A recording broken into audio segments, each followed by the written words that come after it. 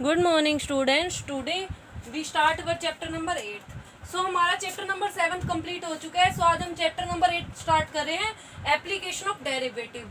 Derivatives की application को आज हम डिस्कस करेंगे। So first topic rate of. सबसे पहले हमें इसके बारे में पता होना चाहिए कि डेरिवेटिव की एप्लीकेशन होती क्या है। सो rate of change of quantity, हम क्या करते हैं इसमें, rate of change of quantity का क्या करते हैं, रेट हम उनका क्या करते हैं, चेंजिंग करते हैं। It means y equal to, y की वैल्यू दे रखी है function f x, y equal to f x. अब हम इसका डेरिवेट करेंगे, derivate of y with respect to x। हमने y का डेरिवेट करना है विद रिस्पेक्ट टू x, तो हमारा क्या हो जाएगा, rate of change of y with respect to x। y का चेंज कर रहे हैं with respect to x, it means rate of change of y with respect to x। इसी तरह हम क्या कर सकते हैं, वेलोसिटी, वेलोसिटी को हम क्या राइट कर सकते हैं, ds by d t. It means rate of change of distance. Velocity को हम क्या राइट कर सकते हैं, s का मीन्स तो डिस्टेंस, t का हेयर मीन्स क्या है, टाइम। डिस्टेंस अगर चेंज होती है विद रिस्पेक्ट टू टाइम तो हम उसे क्या कह देते हैं, वेलोसिटी। वेलोसिटी क्या होती है, डिस्टेंस चेंज होती रहे with time. Rate of change of distance with respect to time तो हमारी वो क्या हो जाती है, वेलोसिटी। उसे नेक्स्ट है हमारा एक्सेलरेशन। एक्सेलरेशन होता है हमारा वेलोसिटी का चेंज।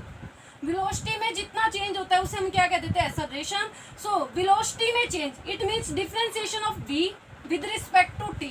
वेलोसिटी में जितना भी चेंज होगा वो हमारा क्या हो जाता है, एक्सेलरेशन। एंड वेलोसिटी हमारी किसके इक्वल थी, ds by dt। It means s का differentiation with respect to t। यहाँ पे s क्या था, डिस्टेंस, डिस्टेंस का change with respect to time. अब हमने यहाँ v की वैल्यू पुट कर दी। v की क्या वैल्यू पुट करी है, derivative of s with respect to t। तो यहाँ हमारा क्या हो जाएगा, double derivative of s with respect to t।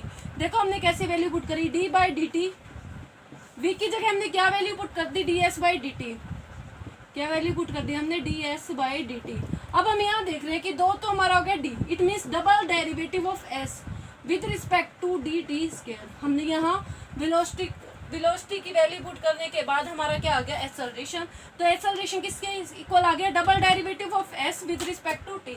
तो एक्सेलरेशन होता है आपका वेलोसिटी में विद रिस्पेक्ट टू आपका क्या हो जाए, टाइम के साथ चेंज हो जाए, वो आपकी क्या हो जाती है, वेलोसिटी। एंड स्पीड आपकी डबल टाइम मीन्स वेलोसिटी का आपका चेंज, वेलोसिटी का जो भी आपका चेंज था उसमें अगेन डेरिवेट कर दोगे तो आपका वो क्या आ जाएगा, एक्सेलरेशन।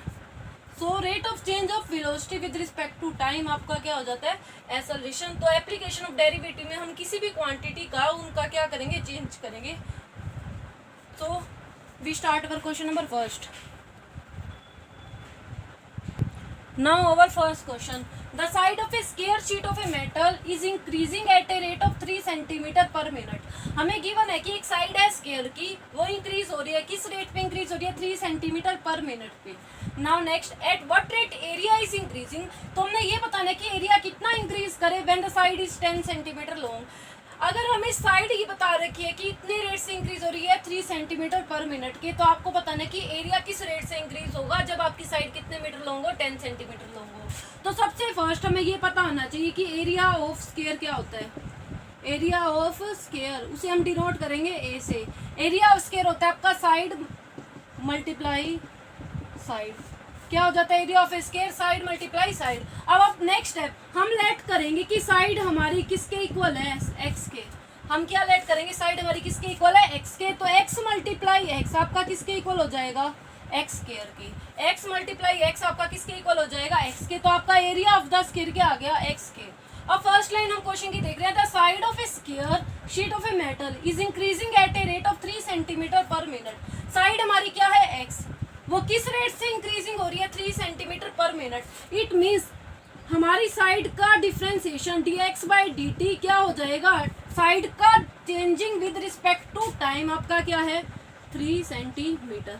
फर्स्ट लाइन हमने करी है सोल्व की साइड का change with respect to time आपका कितना है, 3 centimetre. Now our next line हमने ये फाइंड करना है कि उसका एरिया कितना चेंज होगा जब उसकी साइड कितनी गिवन है, 10 सेंटीमीटर लॉन्ग। तो आपको क्या फाइंड करना है, एरिया। तो सबसे फर्स्ट हमें एरिया का फॉर्मूला पता है, क्या होता है स्क्वायर का, एक्स स्क्वायर। सो हमने डेरिवेट करना है d a by d t. It means area का differentiation with respect to T.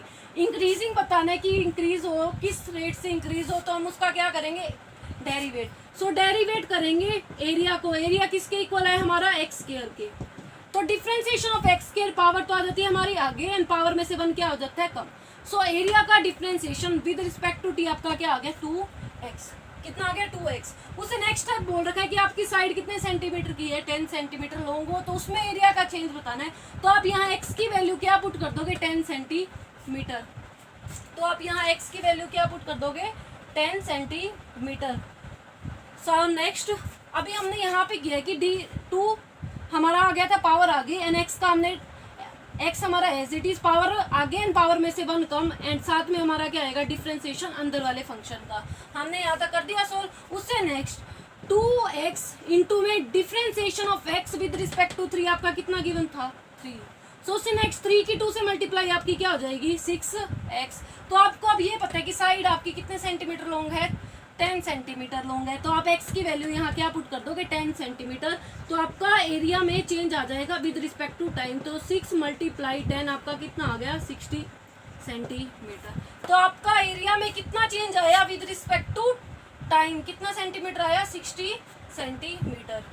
So changing in the area when the side is 10 centimetre long कितना आ गया 60 सेंटीमीटर। सो इस क्वेश्चन में हमने क्या किया, हमें side of the square of a sheet of a metal is increasing at a rate of 3 centimetre per minute. Side हमें दे रखी है कि किस रेट से इंक्रीज हो रही है 3 सेंटीमीटर से। तो differentiation of x with respect to t हमारा क्या हो गया 3 centimetre. Now next area of square का हमें फॉर्मूला पता है साइड मल्टीप्लाई साइड। साइड को हमने लेट किया x से, सो x मल्टीप्लाई x हमारा क्या हो गया x स्क्वायर। अब हमने एरिया का डिफरेंशिएशन करना है क्यों, बिकॉज एरिया का हमने क्या फाइंड करना है increasing at what rate area is increasing. So differentiation of a with respect to t। So area की वैल्यू पुट कर दी हमारा x स्क्वायर। अब हमारी पावर आगे and x as it is and अंदर वाला फंक्शन क्या था dx एंड डिफरेंशिएशन किसके रिस्पेक्ट में करना था t के। अगर यहाँ आपका x होता तो dx बाई dx आपका 1 हो जाता वहाँ पे। सो नेक्स्ट अब हमें पता है कि x का differentiation with respect to t हमारा कितना होता 3। सो हमने यहाँ वैल्यू पुट कर दी 3 की मल्टीप्लाई 2 से आपकी क्या आ गई 6x। अब हमें साइड कितने सेंटीमीटर लॉन्ग दे रखी है 10। तो 6 की मल्टीप्लाई आपके 10 से कितना हो जाएगा 60 सेंटीमीटर।